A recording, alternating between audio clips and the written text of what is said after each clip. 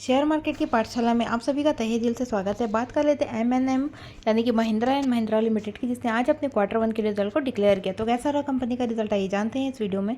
Start करते हैं company की टोटल इनकम से। तो बात कर लेते हैं कंपनी की टोटल इनकम कितनी रही। तो सबसे पहले बात करते हैं रेवेन्यू फ्रॉम ऑपरेशन, जो इस कंपनी के लिए ज़रूरी होता है। तो रेवेन्यू फ्रॉम ऑपरेशन है, यदि आप देख रहे हैं पिछले साल का, तो पिछले साल कंपनी का रेवेन्यू फ्रॉम ऑपरेशन 137 करोड़ का आता हुआ देखने को मिल रहा है, जो कि इस साल 27,038 करोड़ आता हुआ देखने को मिल रहा है, मतलब बढ़ता हुआ देखने को मिल रहा है कंपनी का रेवेन्यू। अगर पिछले क्वार्टर की बात करें तो पिछले क्वार्टर में 25,182 करोड़ का कंपनी को रेवेन्यू था, जो कि इस क्वार्टर में भी बढ़ता हुआ देखने को मिल रहा है। अब बात कर लेते हैं कंपनी की टोटल इनकम की। तो टोटल इनकम पिछले साल 2566 करोड़ की थी, जो कि बढ़कर के 27,390 करोड़ आती हुई देखने को मिल रही है। वहीं पिछले क्वार्टर में 25,698 करोड़ की टोटल इनकम थी, जो इस क्वार्टर में बढ़ती हुई देखने को मिल रही है। मतलब YoY बेसिस और Q1Q दोनों बेसिस पे कंपनी का जो रेवेन्यू है वो बढ़कर आता हुआ देखने को मिल रहा है।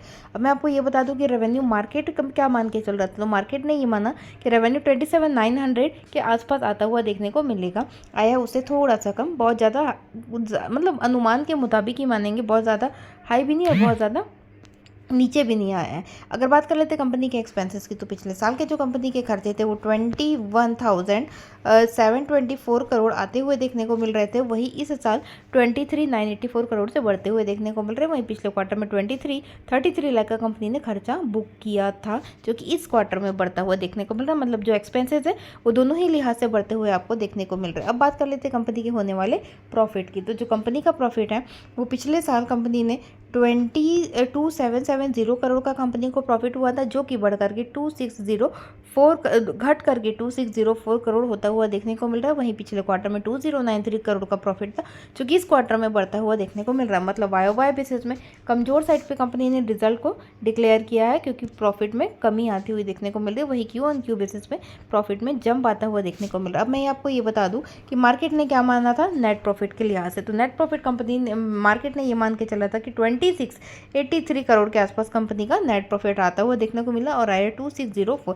अनुमान से थोड़ा कम आता हुआ देखने को मिला, बहुत ज़्यादा कम भी नहीं था। मार्केट ये मान के चल रहा था कि इस क्वार्टर में पिछले साल से इस साल में थोड़ा सा प्रॉफिट में स्लाइट डाउन साइड आपको देखने को मिलेगा। EPS 21.78 पे कंपनी का स्टैंड हो रहा है। अब बात कर लेते हैं कंपनी के EBITDA परसेंटेज की। तो जो ऑपरेटिंग परसेंटेज है, अगर आप देखेंगे जिसे अपन EBITDA मार्जिन भी कहते हैं या फिर पैट मार्जिन का है, प्रॉफिट आफ्टर टैक्स बोले, EBT बोले, अर्निंग आफ्टर बिफोर टैक्स बोले, बात एक ही है। तो ये कंपनी का पिछले साल 14.55% EBITDA मार्जिन था, जो कि बढ़ करके 15.17 आता हुआ देखने को आपको मिल रहा है।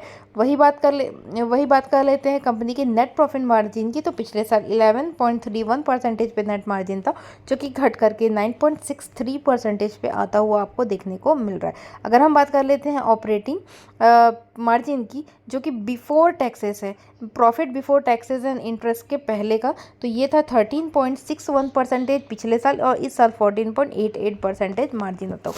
अब मैं ये बता दूं कि मार्केट ने क्या माना। तो मार्केट ने इसको माना था कि 13.8% आता हुआ देखने को मिला, लेकिन उससे बहुत बेहतर आता हुआ देखने को मिल रहा है आपको EBITDA मार्जिन। तो EBITDA मार्जिन के लिहाज से देखें तो रिजल्ट बहुत अच्छा है, और रेवेन्यू प्रॉफिट के लिहाज से देखें तो बिल्कुल इन लाइन मार्केट के एक्सपेक्टेशन के हिसाब से ही रिजल्ट आता हुआ देखने को मिला। तो ना बहुत ज़्यादा तेजी ना बहुत ज़्यादा कमजोरी देखने को मिली। तो ये बात थी MNM यानी कि महिंद्रा एंड महिंद्रा लिमिटेड की।